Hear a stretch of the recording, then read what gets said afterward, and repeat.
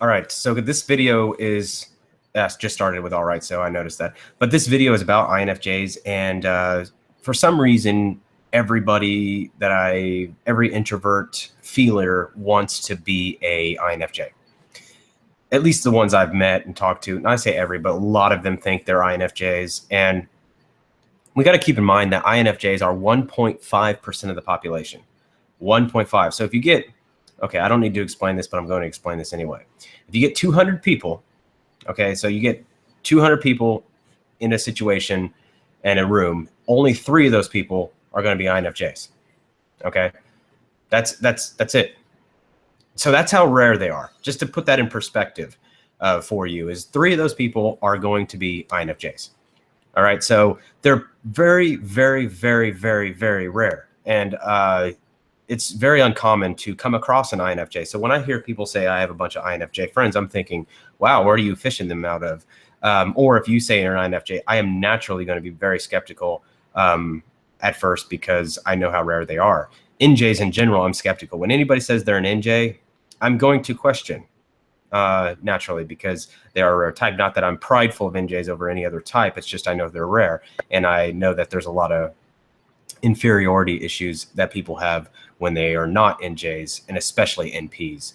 A lot of NPs want to be NJs and they're not, and that's fine. There's a lot of benefits to being an NP, but we're not talking about benefits of being an NP today. We're going to talk about INFJs. So I've compiled all my materials here, and to kind of get my points across and not talk in circles. That's my objective today, is to hopefully not give circles for you guys so that you guys understand what an INFJ is and the difference between an INFJ and an INFP or ENFJ or any other type. So let's talk about the cognitive function stack of the INFJ. Now, this isn't a full type description video. This is a video to break these hidden desires that people want to have about INFJs. And INFJs, they talk like, welcome to an INFJ Central.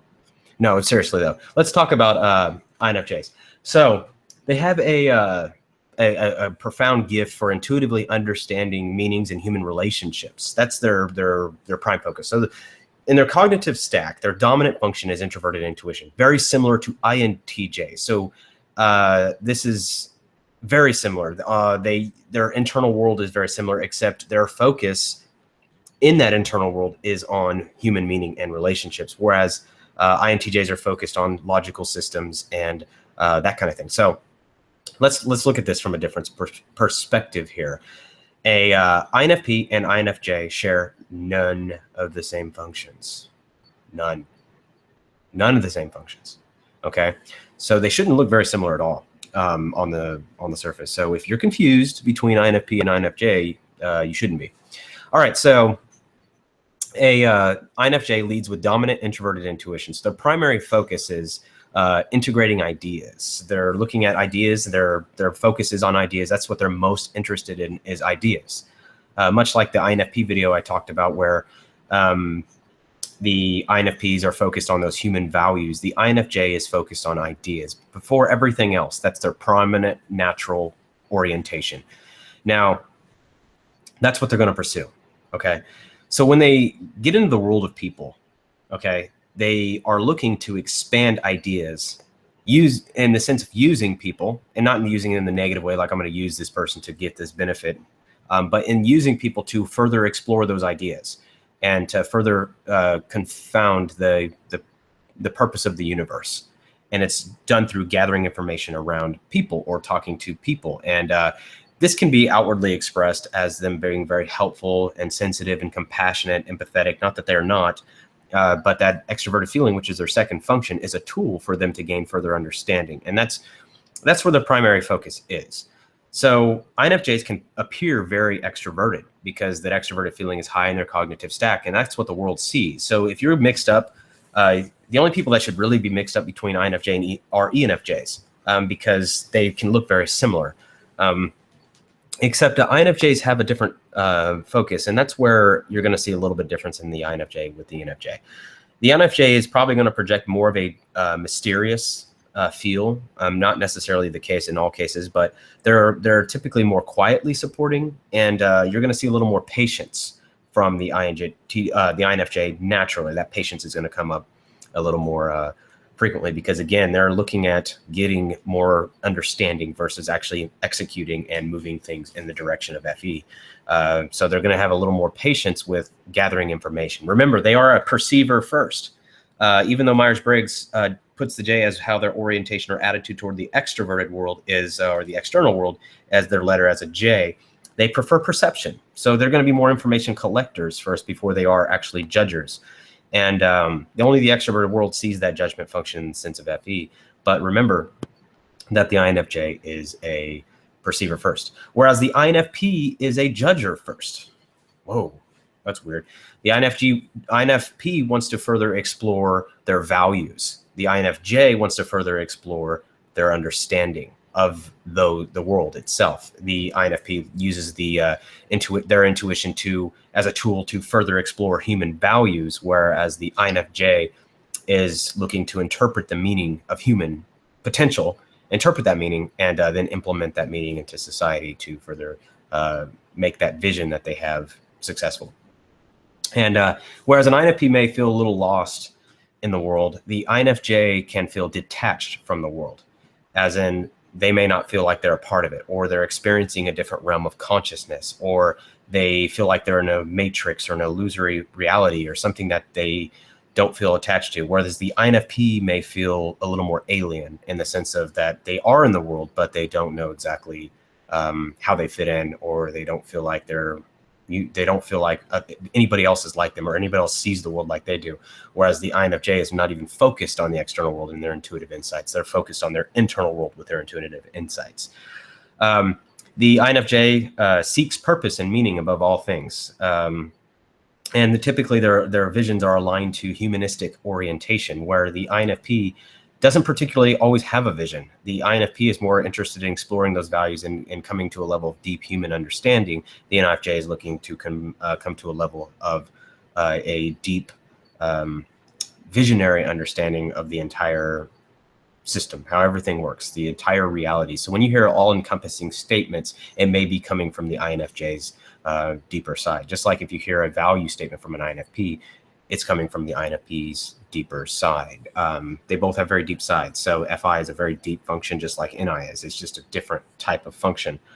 The INFJ is looking at connections, whereas the INFP is looking at potential possibilities. The INFJ is looking for one thing to relate to another thing. The INFP is looking for potential possibilities, what could be. The INFJ is looking at how things are and how they will be. This is a big thing. So, and why am I comparing INFPs with INFJs? And primarily, I'm comparing these two because this is the most common mistype, INFP to INFJ, vice versa. So what does an INFJ look like to the world? Well, they readily show compassion generally for others, well, at their best anyway. And but they share their intuitive insights, their grand insights about the world and the way they see the world with only generally the people they trust. Because they have such a deep understanding, they understand the limits and capabilities of human interaction, and that creates almost a common mistrust. Whereas the INFP may wear their heart on their sleeve, the INFJ has a hidden, mysterious side that they do not show to the world. The INFP will let you know how they feel. The INFJ may quietly just be quiet and not say anything. And the INFP will feel violated, whereas the INFJ will try to understand. That's why I said the INFP is a judger first. They may hear you say something and go, oh no, that's not right. You're absolutely a horrible person for even thinking that. Immediate judgment. The INFJ is actually looking to understand more. And I said in my other video, the INFPs are looking to understand the human values, which is true, but they use those values to further understand their own values.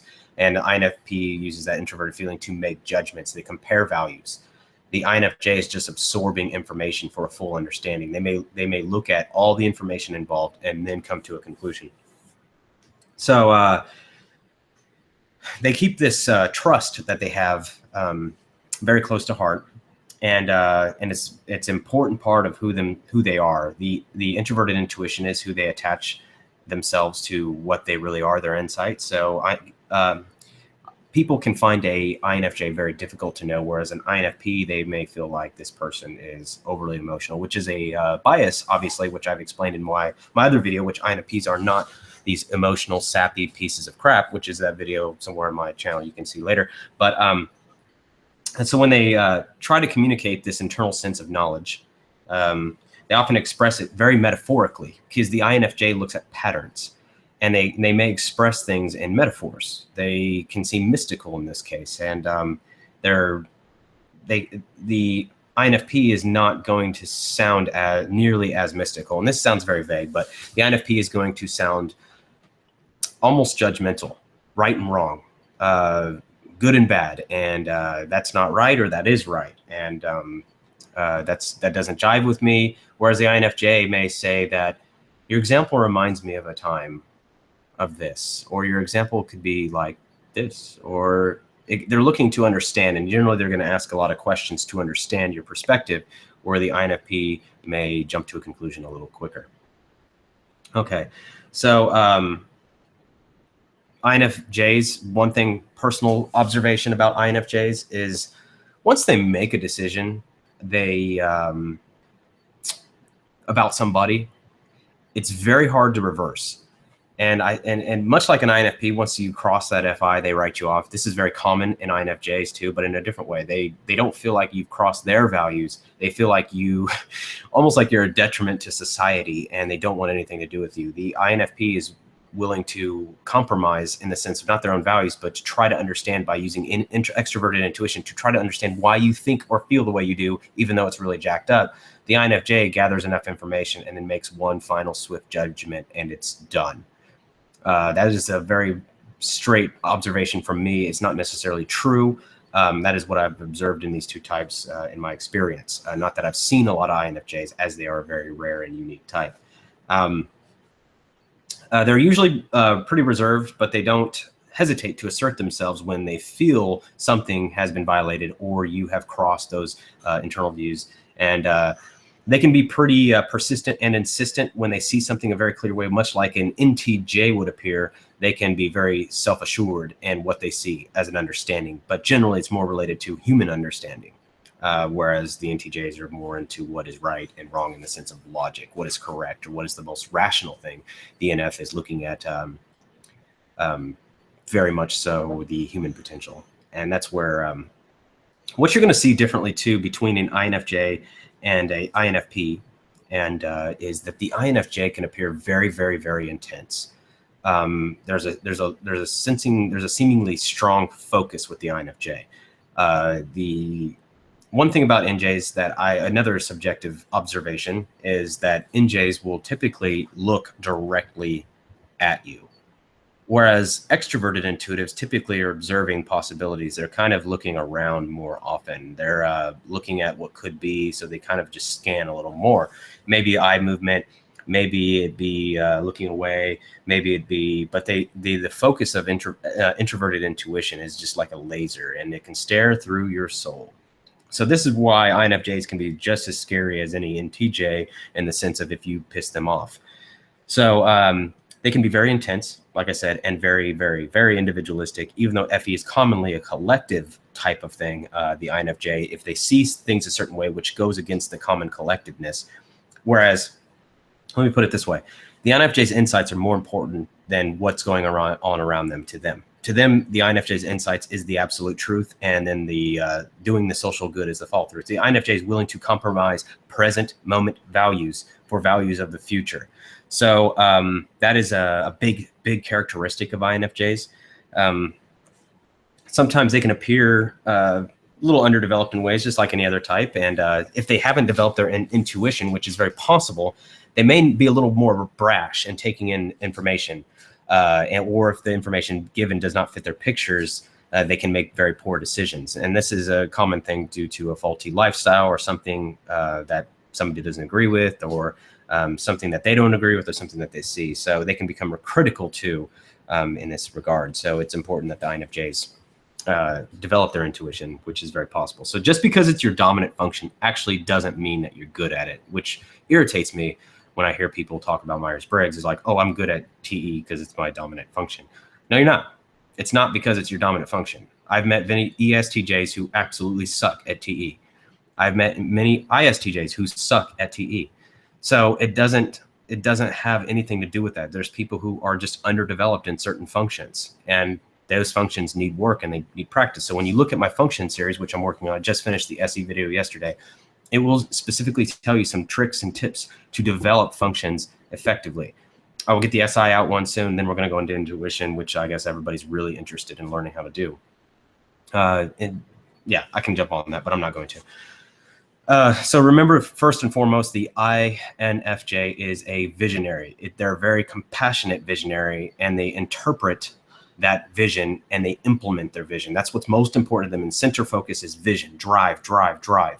So they're often called the insightful leaders because they act with integrity, which is generally, and they want to reach wholeness, and they want to contribute to things in the big picture. They're looking at a very big picture, whereas the INFP is looking at more of present moment, what could be right now from the present moment, which means that the INFP is more likely to explore human understanding. The INFJ is looking at things that contribute to human understanding as a whole. So the INFJ is seeing the very large picture due to introverted intuition. The INFP is looking at right now. So if you want to get somebody to really, really know you in a deep level, the INFP can do that. And the INFJ can do that too, but every type can do that. Let me clear that bias. Every type can do that. Naturally, the INFP is attuned to that. The INFJ is not. However, the INFJ, being an extroverted feeler, can observe and pick up emotions pretty quickly in the environment, and with their patterns, they're pretty much can quickly understand how someone feels. That's intuition. They're perceiving something and they're feeling that intuition, and then the extrovert feeling acts on it, makes a judgment. That's how this person's feeling based on what pattern this person's emotions. So maybe I make 3 faces in a row, and the INFJ is, you're feeling confused. Tell me why. Tell me why you're feeling confused.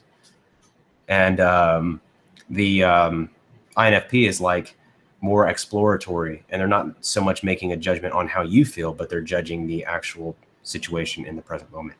So I'm not making fun of INFJ's voices, by the way, but I am in the same way, because they're very calm people, what I've experienced.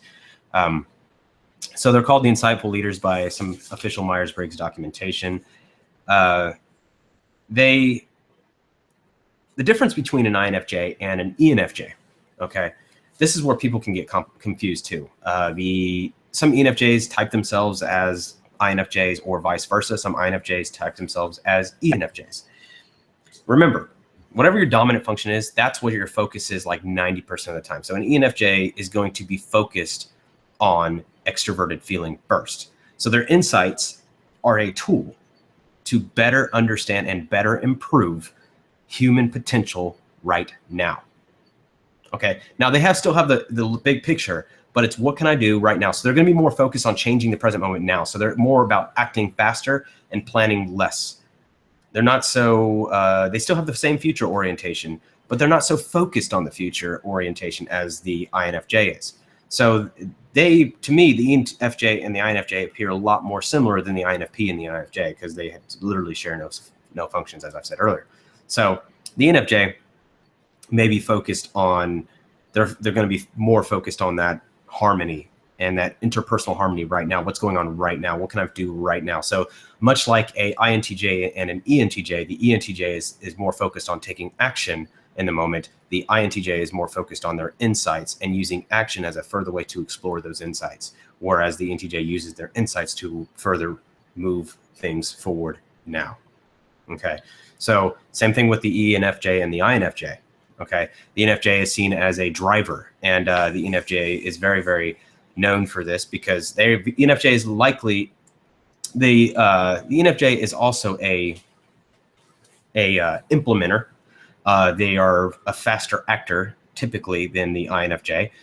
They use insights as a tool to further their humanistic judgments. Insights are a tool, whereas the INFJ insights are everything to them, and that is their sole single purpose is insights and understanding. And the ENFJ is not that way. The ENFJ wants to make a difference, and they want to impact and make a difference now. They want to change things as they are now. And so not that they're not future oriented, they still see a big picture. You got to remember that, but they want to take action quicker and plan less. And they're willing to act on their insights faster, where the INFJ wants to fully sort out their insights, then act on them. Very much like the INTJ and the ENTJ. Other people who are typed as INFJs, I would say INTPs can be typed as INFJs. And this is the TIFE thing. They do share those in common. But again, in the INTP personality, the FE, I'm sorry, not the FE, the NE is the NI is what makes the INFJ. And the INTP does not actively use NI in consciousness. NI is very unconscious for the INTP. So the brief description of the INTP is they take a logical framework and they use intuition to further break down that abstraction and to explore the logical frameworks of ideas. That's what they're looking to do. Again, the INTP's prime focus is introverted thinking. So they want to focus on logical frameworks. They use extroverted intuition as a tool to take a logical framework and break it down into its abstract components, an idea. Their focus is on ideas, just like all extroverted intuitives, ideas, ideas, ideas. Whereas in INFJs, their focus is on the big picture, insights, and collection of ideas and meanings and underlying principles that all connect. The INTP is looking at potentially non-related ideas that could further expand their logical understanding. So they're quite different. I have seen them typed as INFJs. But I do want to say this, just to clear this up. But I do want to clear this up. And I want to say that the INFJ and the INTP and the INFP and the ENFJ, whatever type you are, learn to appreciate your type because you have a unique contribution to the world. Don't try to be another type because you admire another type. Learn what you admire about that type and then learn to do it. Talk to those types. See how they see the world. And we live in a very narcissistic society, and generally people who take an interest in another type are often looking at, I don't know, other reasons why they're wanting to talk to people and not so much focused on actually gathering information. So try to get some information from people of these types and try to learn from these types. I can only think of one INFJ on YouTube that I know of off the top of my head. And there's a few more, I'm sure. But I've always been personally very attracted to INFJs, and I'll admit this. I've always been that because I find depth very attractive. And the depth of their insights has always been a world to explore for me. But it doesn't mean that it's the only thing in this world that one can be attracted to. So I do want people to understand that everybody has potential.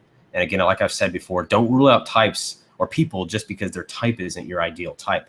What an ideal type is this is a little bit of a rant. What an ideal type is a type that you'll likely have the easiest communication between those types.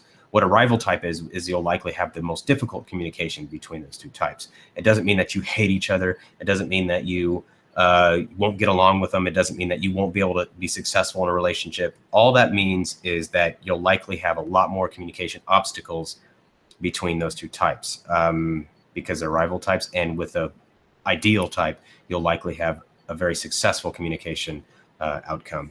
So as long as both parties are mature and they know how to communicate their differences, then it doesn't matter what type you are. As long as I think that, as long as, from my personal standpoint, as long as you have depth, I'm going to be interested in who you are as a person, whether it's depth of feeling, whether it's depth of insight, whether it's depth of past experience, whether it's depth of logic, whether it's something. I'm going to be interested in who you are as a person. But I have to see depth. And that's why the INFJ has always had this mysterious side. And me being an Enneagram 8, it's like I want to crack the acorn and find out what's going on underneath. And it's a challenge I set out for myself to be able to figure out this person when they're hiding this mysterious side from me. And I feel like that is a big thing for me when I look at INFJs. That's what I've always kind of noticed is they have these profound insights that I want to know. So a little more about INFJs is actually, let me give you one more thing about ENFJs. So INFJs are called the insightful leaders because they lead with insights. The ENFJs are called the facilitative leaders. So they lead others with enthusiasm from process to action for the benefit of humanity. So they're facilitative. They're looking at people's needs first. And again, they're using those insights. I went kind of in a little circle here, but I wanted to avoid that. But I do want to talk a little more about ENFJs if you're confused between ENFJ and INFJ. Don't look at, am I social or am I not? Do I talk to people or do I not? Do I recover or not? Do I sit in my room a lot or that? None of that matters. Because I'll tell you what, I'm an ENTJ and I'd rather read books all day than talk to people. Well, most people. And the reason being is that I find that a lot of people have missed depth, or they have depth and they just don't even know, or they're not even aware of it. So they're not willing to put it out front, or they're so guarded in society that they're protecting themselves from the narcissistic world that we live in. And they don't want to share the deep insights. So they talk about superficial things that are not beneficial to where my insights are, because I want to build my understanding and move things forward. My primary objective is moving things forward, and building the insights and the toolbox to be able to do that is also a primary concern of mine. And I find superficial topics don't really do a lot for me. So the books always give me what I need for that. So it doesn't mean that I'm not extroverted or I prefer extroversion, but it does mean that, so you can't possibly go, well, I like to read books, so therefore I'm introvert, or whatever method that you're using to identify that is not necessarily the case, because the INFJ can appear very social. They can, but the INFJ may feel a little bit of dissonance. They may feel like, this is not who I really am, but this is what I have to be to create harmony in the moment, because I know if I do this, this is what's going to happen. Hence the insights. Whereas the ENFJ is more focused on, I need to do this, and I need to do this because this is what's going to happen. Okay, I need to do this in the sense of, okay, here's what I'm gonna execute this plan. And I know that when I do this, here's the result of doing that. Here's the result of doing that. But the plan is the plan, what I have, and the execution of that plan is primarily what's important. So they're looking at the people harmonics first. And if you have a difficult time understanding that, and I said it wrong just a few minutes ago, I said exactly what I repeated myself like an idiot. But I will say that ultimately you got to look at the preferences. If you look at cognitive functions like preferences, you can understand where someone's focus is most of the time, and it's in the dominant function. It's very easy to tell the difference between an ENTJ and an INTJ. It's very easy to tell the difference between an ENFJ and an INFJ based on where, if you're looking at cognitive way of typing, it's not so much, are you an introvert or you're an extrovert? Okay, so that's not the case, because your version of introversion may be different than my version of introversion. In different countries, like say Japan, if I'm not mistaken, it's not so much Americanized. It's not so what we think. So we may think all Japanese are introverted, right? We may naturally look at a Japanese person and go, wow, you're introverted. Maybe they just think we talk too much. Maybe that's their culture. Okay, so I don't know a lot about Japanese culture, so I may be mistaken about that. But that is, you have to keep those in mind, that your culture has an influence, your family has an influence. Maybe you got slapped as a kid when you talked at the dinner table, and now you realize that if you talk too much, you get slapped, so you may be introverted. You may appear introverted, but you still may be extroverted. So you got to remember, there are facets in human personality that you can't just say someone's introverted or extroverted based off I versus E.